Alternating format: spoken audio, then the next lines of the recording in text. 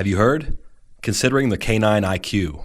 Cats may not like this news, but a recent study published in the journal Behavioral Processes demonstrates that dogs may be capable of learning in much the same way as toddlers.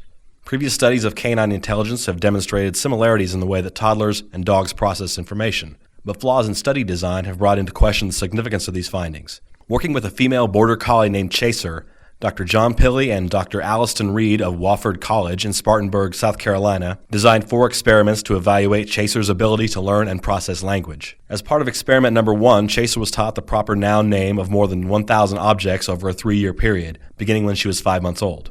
Each object had a unique name that was written in marker on the side of the object. Chaser correctly identified the requested object 95% of the time and demonstrated not only an impressive vocabulary, but the ability to retain the information throughout the study period. She was also able to distinguish between objects visually despite their similar appearance. In experiment number 2, researchers demonstrated that Chaser could recognize an object and a command separately and understood various verb-noun combinations. For example, paw the lamb and take the lamb were 2 different behaviors directed toward the same object. Experiment number 3 involved testing Chaser's ability to categorize objects based on their common noun names. For example, she knew the tennis ball by the name tennis and the soccer ball by the name soccer, but could she learn that they were both balls and therefore in the same category? Chaser was successful in all categorization trials, demonstrating the ability to understand that objects may have more than one name.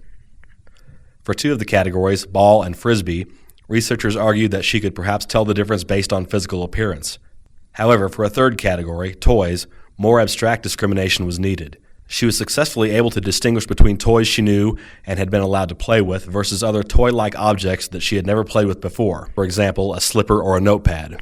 The final experiment attempted to answer the question of whether Chaser was capable of inferential reasoning by exclusion. In this experiment, a novel object was placed among a group of familiar objects. Chaser was asked to retrieve a familiar object, then asked to retrieve the novel object. The novel object was given a name she was not familiar with and was an item she had not seen before. Chaser successfully chose the novel item by inferring that it was not a familiar object. Referential understanding of nouns, in other words, an awareness that words refer to objects, is a key factor in the ability to learn language. Not only did Chaser demonstrate this ability, but she showed her capacity to discriminate between objects visually and showed an impressive vocabulary. This study adds to the growing body of data demonstrating that dogs possess skills likened to human intelligence. Is the fact that a cat would never participate in these experiments proof, in and of itself, of their intelligence?